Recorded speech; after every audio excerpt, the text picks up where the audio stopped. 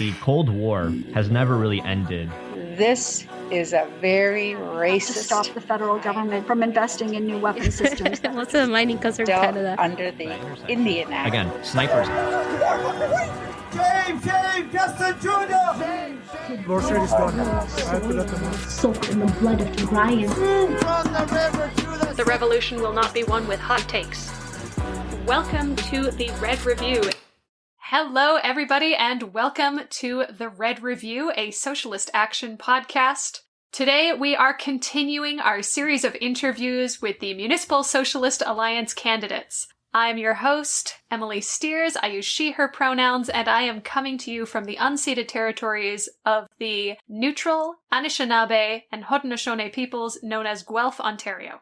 Hey comrades, my name is Daniel, I use he, him pronouns, and I'm coming to you from Takaranto, the traditional territory of the Haudenosaunee, the Anishinaabe, the Chippewa, the Mississaugas of the Credit, and the Huron-Wendat, all members of Socialist Action, the host of this podcast, live and work on stolen Indigenous land from across Turtle Island. So we echo the call for land back and Indigenous self-determination. There can be no reconciliation without restitution, and that includes seizing the assets of the major resource corporations and returning them to the commons. Today, we are thrilled to be interviewing Sarah Szymanski. Sarah is a student and worker who is running for Mississauga Ward 3. She's a proud member of UNIFOR Local 1285 and CUPE Local 3906. Sarah works as a part-time auto worker and as a teaching assistant, holding the position of recording secretary since January of 2022 for her CUPE Local. Sarah has a BA in Global Studies and Sociology from Wilfrid Laurier University and a Master's of Sociology from McMaster University. She's passionate about social research, particularly in the fields of gender, sexuality, and work, and is devoted to the labour movement and workers' rights. She's been involved in Toronto's Labour May Day Committee for the past 2 years and was a co-chair at its May 1st, 2022 rally. Sarah Szymanski demonstrated her commitment to working-class solidarity at picket lines and rallies, such as in support of the locked-out workers at Molson Brewery, CUBGW Local 325, and in aid of the peoples of Palestine and Cuba. Sarah will be a powerful voice for women, workers, and socialist policies on Mississauga City Council. Welcome, Sarah. Hear, hear. Hello, thank you. Thanks for the introduction. Is there anything else you want to tell us yourself that we haven't already covered in your bio? I mean, that was a lot. I feel pretty new to the labor movement. I really just started getting more and more involved in the last 2 years, though I have been interested in a lot of these ideas and social problems for quite a while now, definitely since at least the start of university, 2014. But yeah, I still feel pretty new, so it's an interesting and exciting position to be in right now, running for city council. It's definitely not something I anticipated myself doing for pretty much my whole life. And despite being a pretty political person since I was a teenager, I wasn't necessarily interested in getting involved in politics, So what triggered the change? What made you decide to take that leap? I mean, I was approached by Barry from Socialist Action after having spoken at the Labour May Day event at our cultural event there. And we just kind of chatted about it. And it seemed like a really cool opportunity because I feel like I do a lot of reading, and in school I did a lot of research. I am learning a lot of theory, but there is only so much sort of action stuff I do. I mean, the Labour May Day committee is one of those things, and helping plan that event has been great. Having gone to some picket lines and rallies, also great, but that again only happens every so often. Being able to even try at a campaign to kind of stir up some things, stir up some social change, or the possibility for it, sounded really exciting for me and a good experience. Amazing. Absolutely. That's how I've generally approached it. I mean, I don't have huge aspirations for this campaign, but the idea of starting to put theory into practice, to actually see what it's like to speak to someone you don't know about these ideas and see how you can try and connect with the broader working class, the various strata of oppressed people. I wanted to ask, I mean, we're very Toronto-centric, at least I am, and this podcast as a result, I'm more familiar here, but what's the Mississauga side of things? What is the experience on the ground in Mississauga? Paint a picture of what the people of Mississauga need to change. Yeah, so I think Mississauga is a pretty interesting place and not a very easy place to organize in my experience. I've only been living here for about 4 years now, but I've always lived kind of nearby in the GTA. I feel like things are a lot less visible in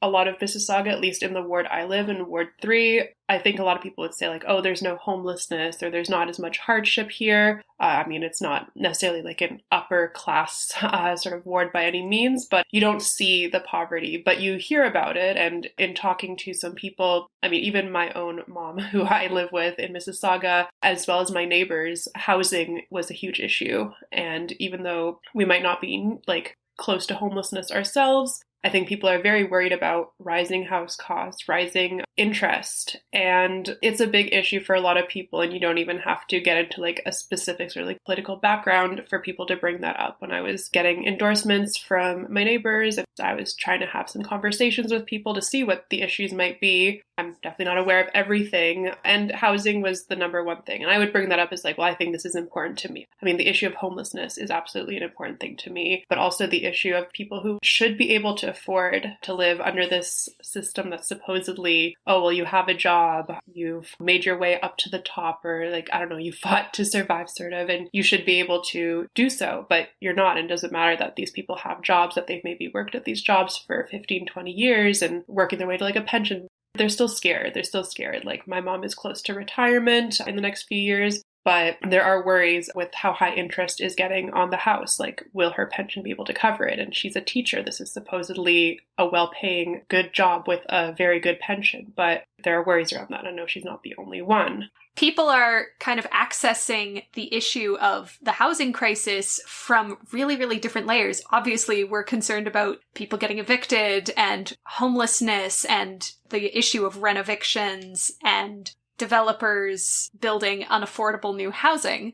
Then that goes all the way up to the spectrum of people who have been landowners and landlords for a really long time suddenly not being able to afford to continue to own their property because of all of these different factors. It's really interesting that this has become kind of a flashpoint issue for everyone across class spectrum. Absolutely. I mean, even if I'm not also seeing homelessness directly in my ward, that doesn't mean it's not there.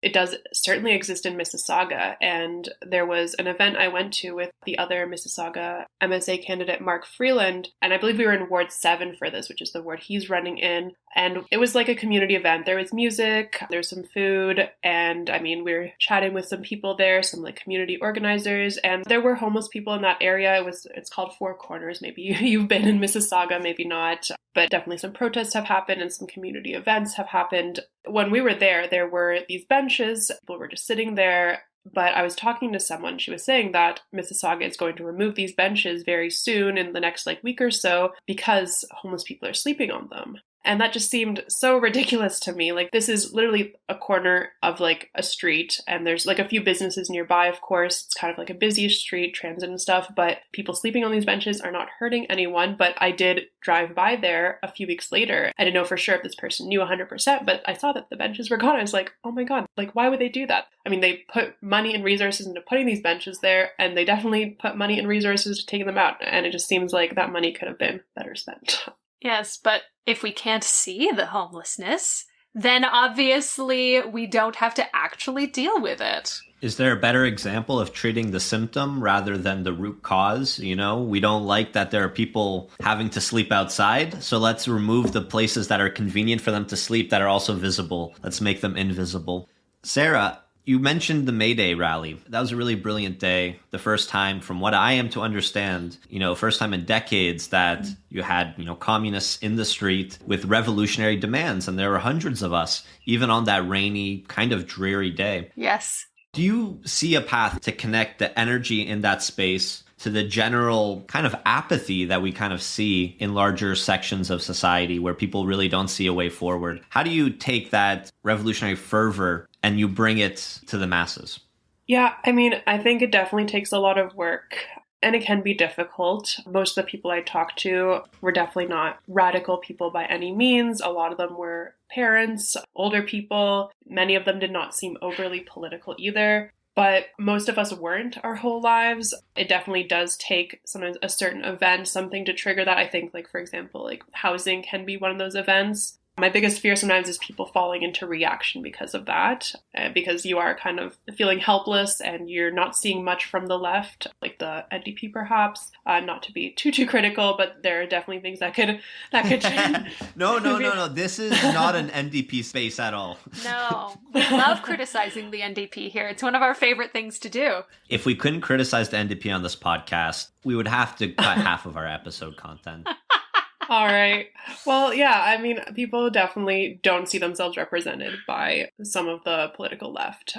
It's hard not to also be optimistic in a sense, and I don't want to give up hope because, yeah, like you said, there were hundreds of communists and socialists and other leftist people out on May Day, and it took a lot of work to bring our rally to fruition. There were a lot of other unions and groups that kind of had their own rallies that eventually went to Queen's Park together. And you saw a lot of people there. And yeah, it was a rainy day. It was not an ideal day to be out, but people still came out. People still wanted to go out. I try to stay optimistic because of that. I try to have a lot of conversations with people, honestly, people who aren't necessarily political. A lot of it is, I mean, in my family or kind of people around, like some of my friends who are less political, and just trying to get them to understand the issues and get excited. And sometimes people will just kind of pick and choose certain things. Like there's a lot my mom and I don't see eye to eye on, for example, but we will agree on some small things. I'm like, okay, like, I don't know, we can sort of make things meet in a sense. And I mean, not everyone's going to be like a revolutionary or radical, but I think it is definitely possible that people will be opened up to the ideas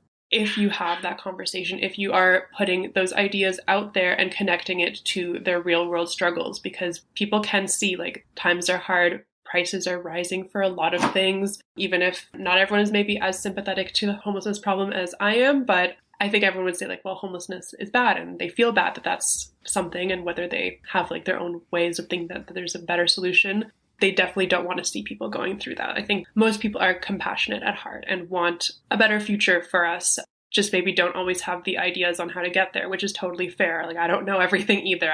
Sometimes people will ask like, oh, well, under a socialist society, like, how do you think this will work? I'm like, I can't tell you for sure. Like, we can only hope to get there. That's the best part of the revolution is we get to figure it out. Exactly. We get to decide. That's the beauty of it. It's not going to be imposed on us. It's that we get to make those choices that will make our lives better. And so, well, you know, what would this be like under a socialist society? I don't know. Let's build it and find out. I feel like this is a great way to talk a bit about the MSA platform then, because that's what the platform we developed collectively is trying to do. By no means is what we're proposing a fully fleshed out workers' government. It's impossible to leap directly from where we are to something that's fully matured and beautiful and operating fully. But we're trying to feel out those steps and coalesce those demands that lead people in consciousness from accepting capitalism as normal and the status quo to maybe there's a better way of doing this. Mm-hmm. What are some of the things in the program that we've collectively developed that strikes you as the most exciting demand to put forward at this moment in history? I mean, on housing, I think that's important, but I've talked about that quite a bit. I think on schools as well, that like increased funding for schools, smaller class sizes, maybe a little bit biased because, again, I do see that with my mom as a teacher. That's another thing, I guess, like she will complain about that and I'll be like, hey, this is in our platform. We also support like better conditions for teachers and for students. I think that's very exciting, honestly, because I don't know. I think that's something that a lot of people can get behind on, that like childcare as well.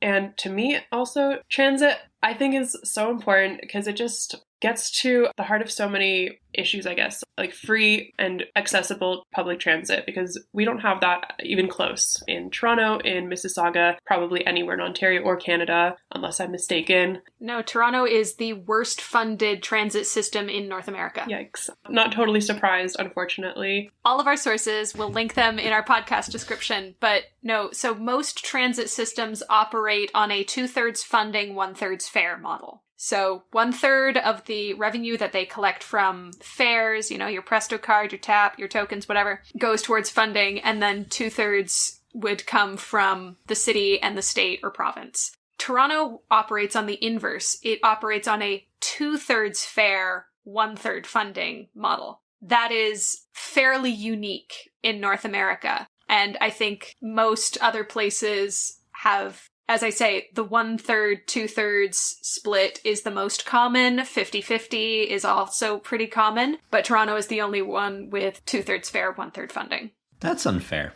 Isn't it just? And given that it has also one of the higher riderships of transit in North America, it's absolutely ridiculous. The amount of weight being put on the people who require transit and maybe can't afford transit versus what we know other municipalities, other regions are able to pay for. What are some of the specific transit dilemmas in Mississauga? I mean, you have a pretty different system. I know when I commuted to University of Toronto, Mississauga, I had to pay fare twice. Oh, because they're not connected. That is part of it. I feel like there should be maybe like some sort of GTA bus system. I think it's difficult and expensive if you are traveling anywhere outside of Mississauga. I think Mississauga and Brampton might be kind of connected, but Toronto definitely is not. So I do also have to pay that extra fare when I'm going to Toronto. So it's like a $12-ish round trip, a little bit more actually. I hated it so much. I worked there for 2 months during the summer, paying $12 each day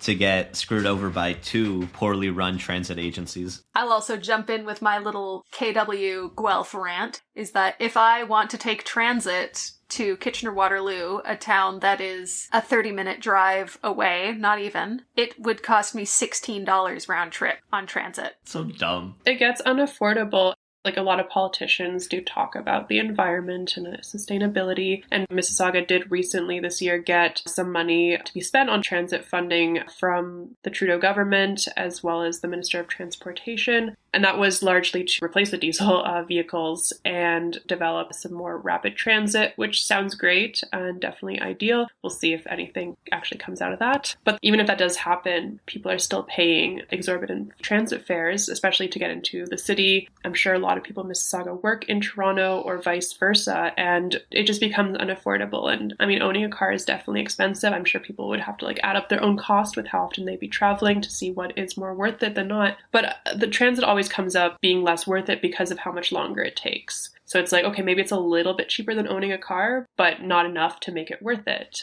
To drive, it takes about 30 minutes or less even to end up in downtown Toronto, like Dundas area, Dundas Square. It takes a little over an hour taking from where I live. And I live pretty close to Etobicoke, like Ward 3. I'm always so disappointed that it takes really long to get into Toronto. Whenever I look up the time to get pretty much anywhere, it's like 45 minutes to an hour and more if I'm trying to get kind of to like the East End. So I feel like there should be more of a connection there, cheaper transit, just to make it more accessible to people. I mean, I can afford it. I do work, but there's definitely people who can't afford that, who have a hard time using transit, getting anywhere. I feel by improving transit, we can tackle more environmental issues. We can tackle issues of helping people maintain jobs even. Maybe people don't have a reliable way to get to a job. Transit is unfortunately not always reliable. I like to say that it kind of is, and I would argue that to an employer certainly, because it is my only option right now, and it's many people's only option, but it's not always reliable. Sometimes the bus just doesn't come, and that's so frustrating, or it comes really late, and that's also frustrating on top of the expense. So I think reevaluating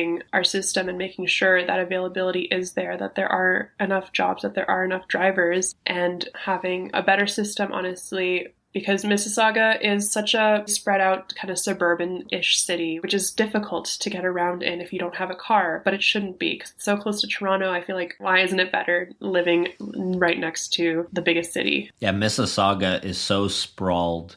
And coming from Windsor, very similar experience where it's just expected that you have a car. The city's built around it. And so the congestion of all the cars becomes a self-fulfilling prophecy. You build a city around cars, then everybody gets a car. And, you know, you can't make a city big enough to accommodate all the cars just of how inefficient they are. Unless you want everything to be parking lots. But then who wants to live in that city of just parking lots? I like trees personally. Yeah. Yeah, that's so funny. Mississauga is a lot of parking lots. And so, just thinking about the current makeup of Mississauga City Council, what voices are missing there, and what are you going to bring to City Council that is not currently there? I mean, I think a lot of workers' voices are missing. I mean, I don't know the entire makeup of City Council, but I know there are a decent amount of small business owners. The Ward 3 current City Councillor is the wife of a Liberal MP. I think she's also a business owner as well on top of that. So I think currently most of the people on City Council are, I don't want to say that none of them are workers, but there doesn't seem to be many workers, certainly no socialists that I know of. The fact that anyone, and I guess I can't say for sure that this was 100% city council's decision to remove those benches, but if it was, the fact that anyone would make such an out of touch decision just boggles my mind. So clearly not a lot of people who have the interests of those who are most vulnerable in our community are sitting on city council, which unfortunately makes sense because homeless people probably don't really vote. They don't have an address, so they can't vote. And so they're not really represented or cared about by most politicians because they're not going to vote for those politicians. There's actually a recent development with the MSA campaign out in Scarborough, and we already interviewed Kiri, so unfortunately he can't talk about it. But the disenfranchisement of people who don't have a permanent address is very real. You can vote. You just have to register yourself, and you can just basically say any intersection that you spend time at, you can vote in that riding. But it's a very opaque process. There's no real supports to make sure these people register. Corey's campaign in 2020, the by-election that kind of was the seed that grew into this coalition, actually did a voter registration for people living in one of the pandemic hotels that they set up for the increase in homeless people. So we've been keen on that issue, but Kiri recently tried to go door knocking at one of these homeless shelters, and he was denied access. And he followed up, and the city of Toronto literally sent an email even to all the candidates because Kiri stirred up so much shit,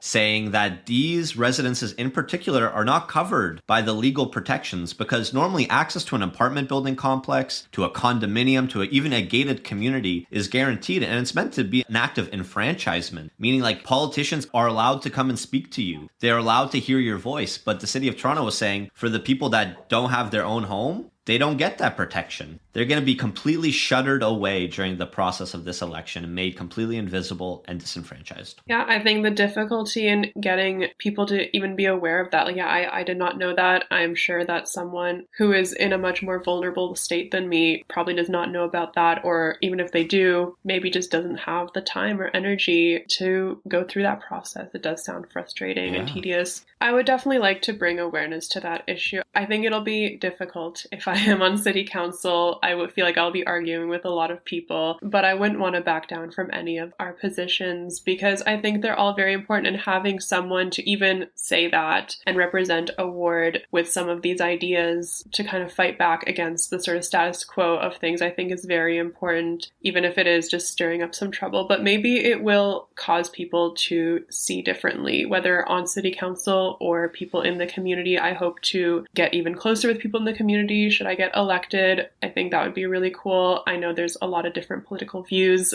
across Ward 3, many that I probably don't agree with. I hope to find some common ground because most of us are workers, and I think that's the biggest connection you can make with someone. A lot of people maybe don't realize it because they don't view the world that way, which, again, fair. But I would like people to know that we're not enemies because we do have some different political opinions, that ultimately I am fighting for the well-being of people because I care, because I do truly believe in a better future, and I don't think capitalism is part of that future at all. I would try to connect with people on that basis, certainly. Amazing. All right, so we are about 10 days at time of recording away from E-Day. How's the campaign going? Honestly, it's been a really busy time. And I appreciate this question actually because I was thinking about this a lot recently and actually reading about Cuba's new sort of like family referendum and everything and kind of how involved people are getting there, kind of about the difficulty of how people get involved in Canada. I thought it'd be a lot easier to run for city council, and it's not the most expensive thing on like a base level, the $100 you pay, that's fine. But to get posters out, to get signs out, to even have the time to go, like door knocking takes a lot of time. I currently have 2 jobs and I have a position at the union, which is a bit of a job too.